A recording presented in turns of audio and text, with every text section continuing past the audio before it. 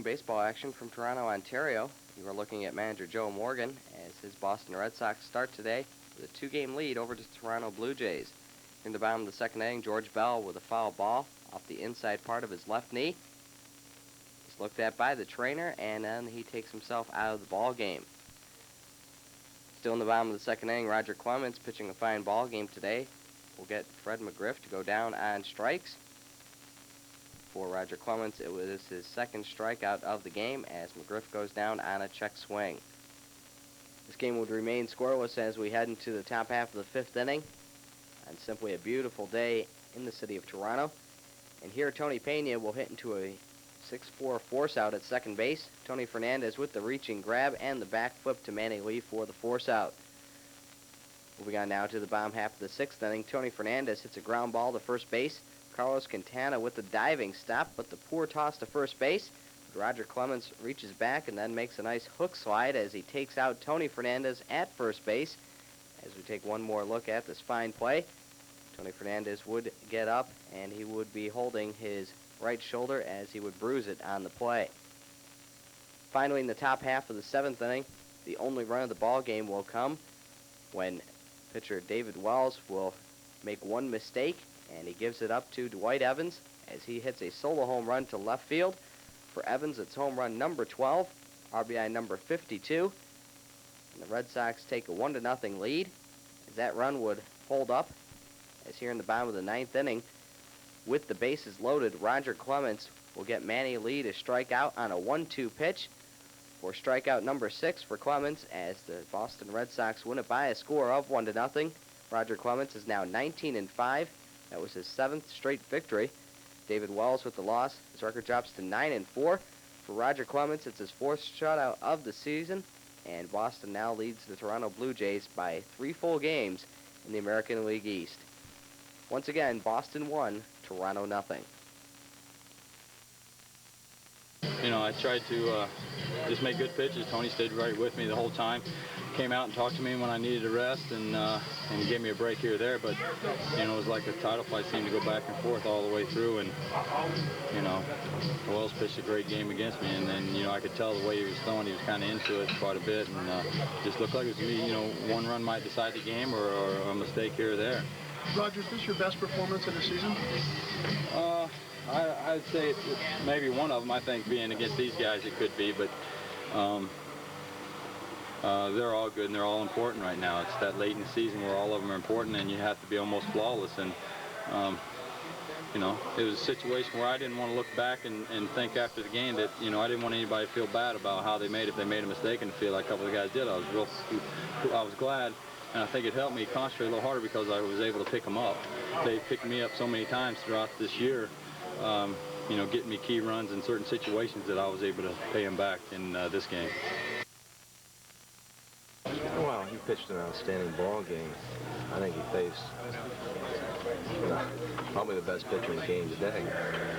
And you know, I don't think he really made a mistake on me. It was a breaking ball and it was down. I just went and got it. And not being in the lineup for 5-6 days, I'm just trying to hit the ball. It just worked out good. You know it was over the wall when it came off the bat? No. I don't know this park that well.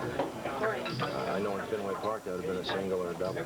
So it's been off the wall. But the way Roger was pitching, that's all he needed. He pitched out of some tough jams. And, you know, you can't say enough about Roger. He's just a great competitor. It was a tough game, and Roger was. He went 9 innings, and he got in a few jams, and he worked his way out of it, and that's what a good pitcher will do. He's been in the situation many a times, and he's come out of it a winner. And today he just pitched a great game. He threw some bad pitches that we swing at, and that's what you have to do when you get ahead in the count. You know, anything you can throw 3 feet in front of the plate, and the guy's going to swing because he's so anxious because he's waiting on a fastball. So, you know, I thought I had my good stuff out there too. I made some good pitches, got a lot of good plays behind me, and you know, and that's what it takes. You need all 8 guys behind you to work with you. Some strange ones on hand as the White Sox host the California Angels. See what smoking will do to you? You'll look just like that guy. Hal Carlson and Tom Paciorek give us the answer to what happened to that fan. And Mark Langston making the start tonight for the Angels. And here in the top of the second, he strikes out Carlton Fisk.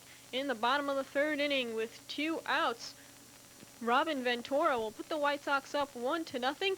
He'll single to center field off Langston.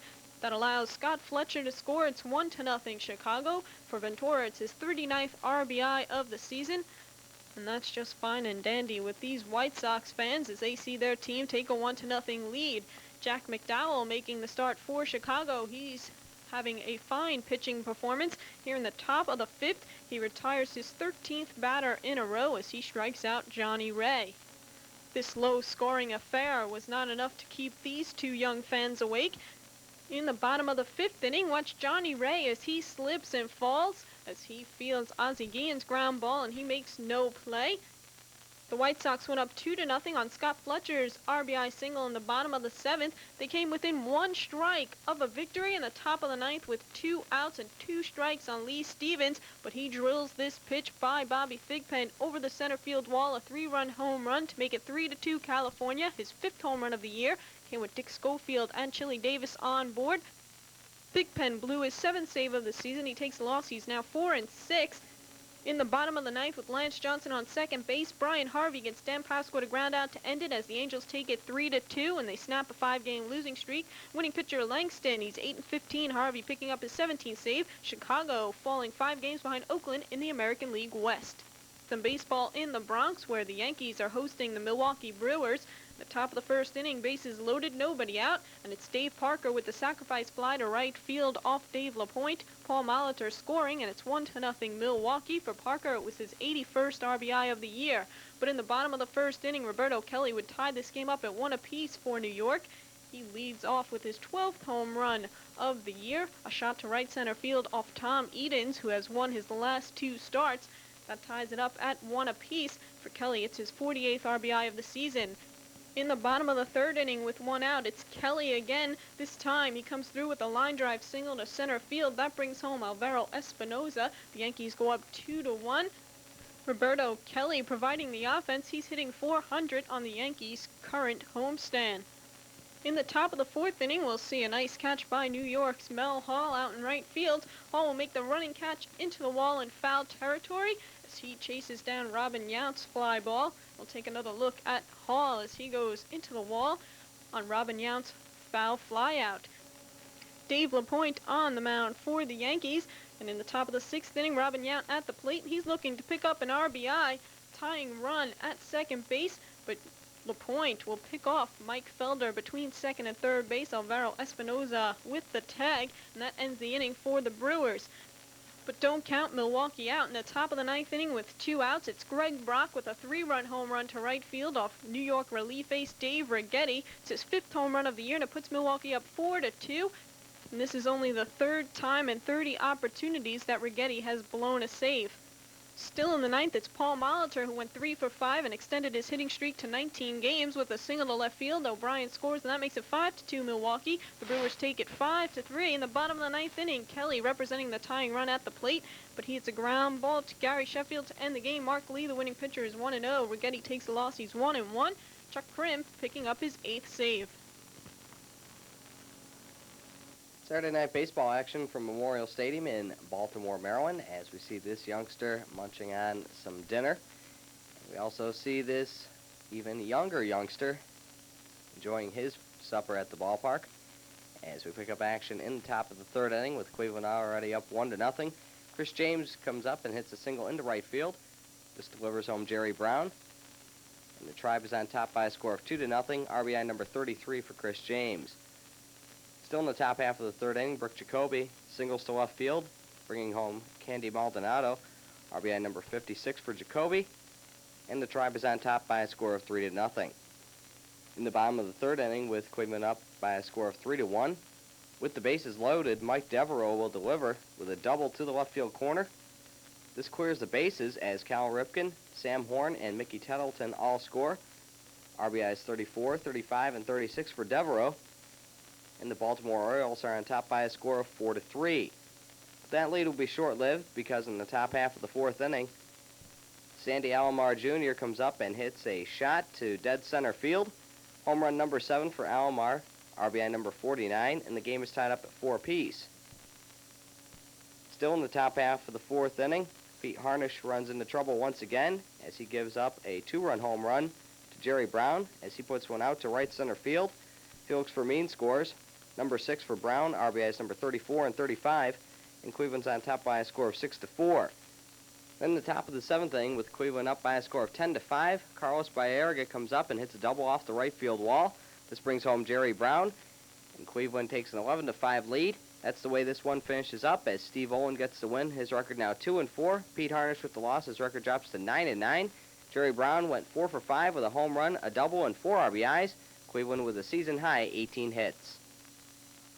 Renee Latchman and Sparky Anderson talked before today's game. A slugfest at Tiger Stadium in Detroit.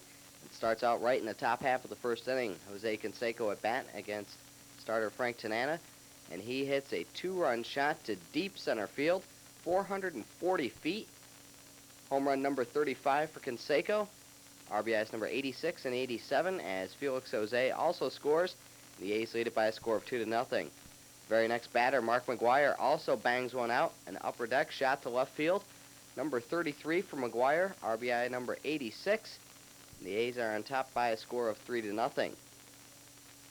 But in the bottom half of the first inning, the Detroit Tigers, led by Cecil Fielder, strike right back as Cecil Fielder hits a 2-run shot to the upper deck in left field. Home run number 40 for Fielder, RBIs number 104 and 105. He's only the 5th Tiger to hit 40 or more home runs in a season, and he's the fastest player to hit 40 home runs since Reggie Jackson did it in 1969. This cut the A's lead to 3-2, and then the top of the fourth inning with the game tied up at 3 apiece, the A's regain the lead as Terry Steinbach steps up and hits a solo home run once again to the upper deck in left field. Number 6 for Steinbach, and the A's are on top by a score of 4-3. In the bottom of the fourth inning, though, Cecil Fielder once again steps up to the plate, and this time he crushes one over the roof in left field. Number 41 for Fielder, number 2 on the day for Fielder, RBIs number 106 and 107, and he becomes only the 3rd player to ever hit one out of the ballpark in left field. This gave the Detroit Tigers a 5-4 lead, and then in the bottom of the 5th inning, they will add to that lead when John Shelby steps up to the plate, and Shelby goes deep for a 3-run shot as he puts this one out to the opposite field.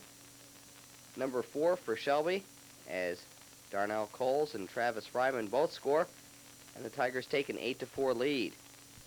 Then in the bottom of the 6th inning, Alan Trammell will add an upper deck shot, his 12th of the season, to make it a 9-4 ball game.